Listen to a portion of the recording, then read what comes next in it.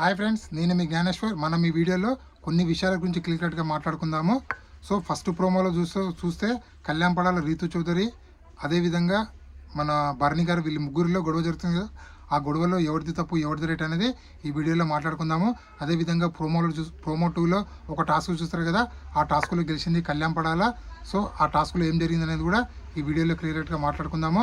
అదేవిధంగా big boss హౌస్లో ticket finale టాస్క్లు అనేవి జరుగుతున్నాయి. మొత్తానికి 5 కంటెస్టెంట్లు ఎలిమినేషన్ అయిన తర్వాత బిగ్ బాస్ వీళ్ళ ముగ్గురు మధ్య టాస్క్లు పెట్టడం జరుగుతుంది. ఇమాన్యుయల్, కళ్యాణ్ పడాల, రీతు చౌదరి. సో వీళ్ళల్లో ఫస్ట్ కళ్యాణ్ పడాల గెలిచి డైరెక్ట్ ఫైనల్కి వెళ్ళిపోతాడు.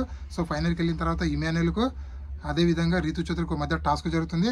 ఆ టాస్క్లో రీతు చౌదరి గెలుస్తుంది. మళ్ళీ రీతు చౌదరికి కళ్యాణ్ పడాలకు ఒక టాస్క్ జరుగుతుంది.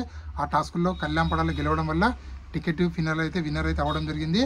సో అదేవిధంగా నామినేషన్లో ఉన్నటువంటి 6 కంటెస్టెంట్ల ఓటింగ్ ఆర్డర్ ఎలా ఉంది, ఎవరు సేఫ్ జోన్ ఉన్నారో, ఎవరు డేంజర్ జోన్ ఉన్నారో, ఎవరు ఎలిమినేషన్ దగ్గర అనేది ఈ వీడియోలో క్లియర్గా మాట్లాడుకుందాము. అదేవిధంగా సంచాలకుగా ఉన్నటువంటి సంజన గారు కరెక్ట్ డిసిషన్ తీసుకున్నారా, లేకపోతే తను ఫెయిల్యూర్ అయ్యారా అనేది కూడా ఈ వీడియోలో మనము క్లియర్ కట్గా మాట్లాడుకుందాము. ఫస్ట్ ఆఫ్ ఆల్, నా పేరు జ్ఞానేశ్వర్. నాకు ఒక ఇన్స్టాగ్రామ్ ఐడి ఉంది. ఆ ఇన్స్టా ఐడి పేరు జ్ఞానేశ్వర్ బీబీ రివ్యూస్ అని ఉంటుంది. మీరు ఇన్స్టాగ్రామ్ని ఫాలో అవడం వల్ల బిగ్ బాస్ సంబంధించిన ఎపిసోడ్ కన్నా ముందే మీకు అప్డేట్స్ తెలవాలంటే నా ఇన్స్టాని ఫాలో అండి. 100% నేను జెన్యూన్ అప్డేట్స్ అయితే ఇస్తుంటాను. సో బిగ్ బాస్ హౌస్లో టికెట్ ఫినాల టాస్కులు అయితే జరుగుతున్నాయి. ఆ టాస్కుల్లో సంజన, సుమన్ శెట్టి, డెమాన్ పవన్, తనుజ, బర్నీ, ఈ 5 కంటెస్టెంట్లు ఎలిమినేషన్ అయిన తర్వాత సో టోటల్గా ముగ్గురే మిగులుతారు. ఇమాన్యుయల్, రీతు చౌదరి, కళ్యాణ్ పడాల, వీళ్ళు ముగ్గురు మిగులుతారు. వీళ్ళ ముగ్గురికి బిగ్ బాస్ ఒక టాస్క్ అయితే ఇవ్వడం జరుగుతుంది. సో అదే మనము ప్రోమో 2లో చూసాం కదా, ఆ టవర్ టాస్క్లో కళ్యాణ్ పడాల గెలవడం జరుగుతుంది. సో గెలిచిన తర్వాత రీతుకు అలాగే ఇమాన్యుయల్కి మళ్ళీ ఒక టాస్క్ పెడతారు. ఆ టాస్క్లో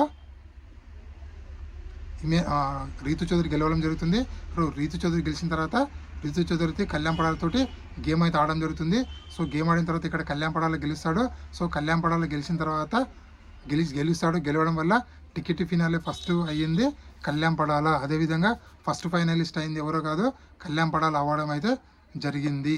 సో అదేవిధంగా టికెట్ ఫినాల్ టాస్క్లో గ్రూప్ గేమ్ ఆడుతున్నారు కదా, అది కరెక్టా అంటే 100% కరెక్ట్ అని చెప్పుకోవచ్చు. ఎందుకంటే అది వాళ్ళ స్ట్రాటజీ ఏముంది, ఎట్టి పరిస్థితుల్లో మనం ఫైనల్కి వెళ్ళాలి, ఇలా ఏ విధంగానే కప్పు గెలవాలి అనుకున్నారు. సో అందుకోసం వాళ్ళ స్ట్రాటజీ ప్లే చేశారు. సో కొందరికి అది నచ్చకపోతే మనమైతే ఏం చేయలేము. సో కొందరికి నచ్చవచ్చు, కొందరికి నచ్చకపోవచ్చు. సో మెయిన్గా న్యూట్రల్గా ఆడియన్స్ వాళ్ళు ఏమంటున్నారంటే, అరే టికెట్ ఫినాల్ టాస్క్లో కూడా గ్రూప్ గేమ్ ఎందుకు, సింగిల్గా ఆడొచ్చు కదా అని చెప్పి. బట్ ఎవరి ఆలోచన వాళ్ళది, మనం ఏం చేయలేము. మనం లోపల ఆటగాడు ఉన్నా కూడా మనం కూడా ఏం చేస్తాము, ఎలాగైనా గేమ్ గెలవాలని చెప్పి మనం కూడా ఆలోచనలు, స్ట్రాటజీలు అయితే ప్లే చేస్తాము. సో అక్కడ గ్రూప్ గేయడం వల్ల ఎలాంటి తప్పు లేదని నాకైతే అనిపించింది. అదేవిధంగా బర్నీ గారు, అదేవిధంగా రీతు చౌదరి వీళ్ళలో ఎవరిది తప్పు ఎవరిది కరెక్ట్ అంటే 100% ఇక రీతు చౌదరి తప్పు అని చెప్పుకోవచ్చు. ఎందుకంటే రీతు చౌదరి అనవసరంగా తన రెక్టాంగిల్ తప్పు పెట్టినా కూడా బర్నీ గారితో వితండవాదం చేయడము నాకైతే నచ్చలేదు. అలాగే తను ఒక రింగు తన డ్రెస్లో పెట్టుకోవడం కూడా నచ్చలేదు. 100% ఇక్కడ తను తొండి చేసి అంటే అన్యాయంగా గెలిచిందని నాకైతే అనిపించింది. సో అలాగే బర్నీ గారికి అన్యాయం జరిగిందని చెప్పి నాకు కూడా అనిపించింది. సో మీకు కూడా అదే విధంగా అనిపిస్తే కింద కామెంట్ పెట్టండి. అదేవిధంగా సంచాలకుగా సంజన గారు కరెక్ట్ డిసిషన్ అంటే 100% సంచాలకుగా ఫెయిల్ అయింది. ఎందుకంటే అక్కడ రెక్టాంగిల్ షేపే లేదు. ఆ రెక్టాంగిల్ షేప్ లేనిది అక్కడ మన రీతు చౌదరికి విన్నర్ అసలు అనౌన్స్ చేసేది లేదు, కానీ విన్నర్ని అనౌన్స్ చేసింది. ఆ విధంగా మన బర్నీ గారికి అన్యాయం జరిగింది నాకైతే అనిపించింది. అదేవిధంగా కళ్యాణ్ పడాల బర్నీ వీళ్ళిద్దరు గొడవ పడతారు కదా, ఆ గొడవలు ఎవరిది తప్ప అంటే 100% బర్నీ గారు తప్ప నాకైతే అనిపిస్తుంది. ఎందుకంటే సంచాలకు రాంగ్ డిసిషన్ తీసుకున్నప్పుడు నువ్వు 100% అప్పుడే కొట్టాలి, లేదా నెక్స్ట్ వీకే నామినేషన్ చేసి నువ్వు ఏమనుకుంటున్నావు పాయింట్స్ చెప్పాలి.